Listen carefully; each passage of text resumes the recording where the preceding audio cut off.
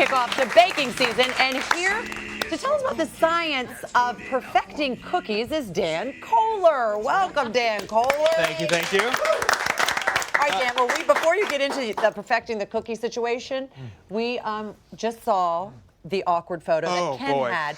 And I'm wondering, did you have any awkward family photos as a child, Dan? Listen, any photo of me is an awkward photo. Let's be very clear about that. Like that and actually, I asked my parents to send me one, and they sent me this of me and my cousins. And I had some interesting wardrobe choices right there in the middle. I'm in the middle. I'm the one in the middle. What are you in the middle?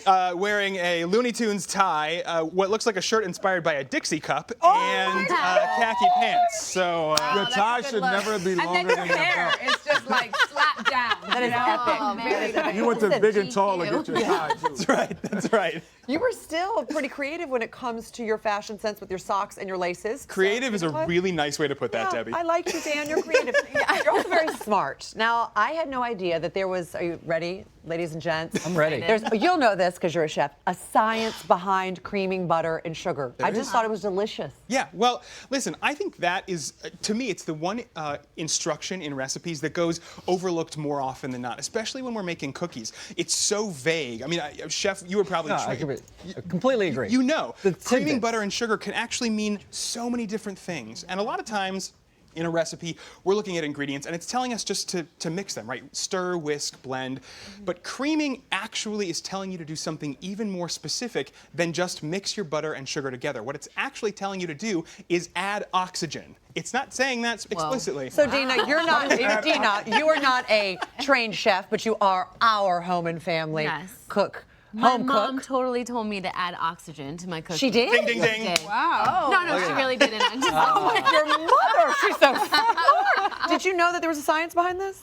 I knew you should cream them together, but I didn't realize the science. I came in earlier today, and I want to show you guys what I did, because for me, the science of this is very specific. Well, can we eat? Oh, please. Dig in. Okay. So I've got my butter. I threw it in a stand mixer. And I'm adding a ton of sugar. This is actually enough that much sugar in it? Well, this is so you can see. And I'm adding some food coloring so you can also see the color here. Now, I want you to, I'm timing this. You gotta cream this for 5 whole minutes. I'm gonna take out a spoon every minute here so that you can see. Here's at the first minute. It's kind of sandy, right? So if you've only spent a minute mixing it, you've basically done nothing. You've added no oxygen. 2 minutes in, we're starting to mix a little more. You're seeing it's clumping together right now, yeah? We take a spoon out. You might think it's done at 2 minutes. Let me tell you, it's not done at 2 minutes. Oh. All right, now we're gonna start beating it. We stop at 3 minutes. We've got a little more. Okay, we're starting to see the volume change, and this is where it's important. You're increasing the volume because you're adding an invisible ingredient. You're adding oxygen. As you stir this faster and faster, more and more, here's 5 minutes. Oh my gosh. Now That, to me, is a perfectly creamed spoonful of butter and sugar. If we can get that last shot up again, actually, you guys can see the progression from 1 minute to 5 minutes. Now, what's the invisible ingredient there? All I've added is oxygen. look how fluffy it is at the end. Yes. It's so dense at the beginning. When you told me oxygen, I would have went over it and just. I would have it like that. Now, and that's why he's in there and you're here just. I'm happy to be on this side of the table. Exactly. when we add oxygen, essentially what we're doing is we're helping the cookies with mechanical leavening. Most of the leavening we talk about is chemical leavening with baking powder and baking soda, right?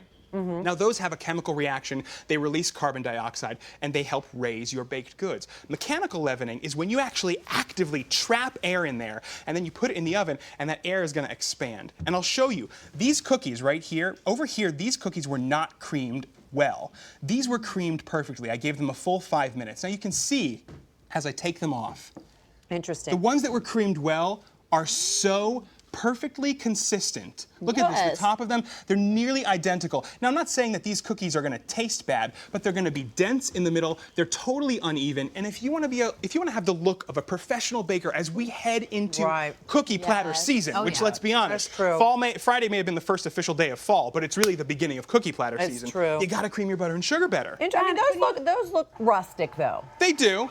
They do. They But look the others unprofessional. look perfect. They look store-bought. This is about the science of perfection, Debbie. Can you make this dough in advance and then wait and make it and it will still be good? You definitely can. You can make this dough a couple days in advance, leave it in your fridge, and let it. You bring it, put it out. Wait, the oxygen won't go out. Not going to dissipate. It's not going to dissipate. Now, in here, I've got my butter and sugar creamed. I've added an egg, and it's a cold egg, and all I'm doing is sprinkling in the flour. Wait, now. time out. Why Yes, does it sir. have to be a cold egg? All right, I'm glad you asked. Temperature here is very important. Most of the time with our ingredients when we're baking, we talk about Room using temperature. room Yeah. temperature. Always. Not so for creaming butter and sugar. Did you know this? You see, Mind because the blown. colder the butter, it's going to hold that air. As soon as it starts to melt even a little bit, it's going to lose all that air. So I add a cold egg to drop the temperature down once again. Once that's done, coming together, you just scoop this out. And these, you do not need to flatten, guys. These, if you want to roll them in some sugar, which we've got over there and you've got over there just for beauty's sake, but you don't need to press these down. Because the sugar and butter were creamed perfectly, let me tell you, they're just going to hit that perfect diameter. Wait a minute. Do we have to cook them? Well, Debbie. Oh, she wants You can- cookie dough. All right. Because of the magic of speed. Oh, I'm They take about 15 minutes to bake, and then you have the bacon on top of perfect this, too.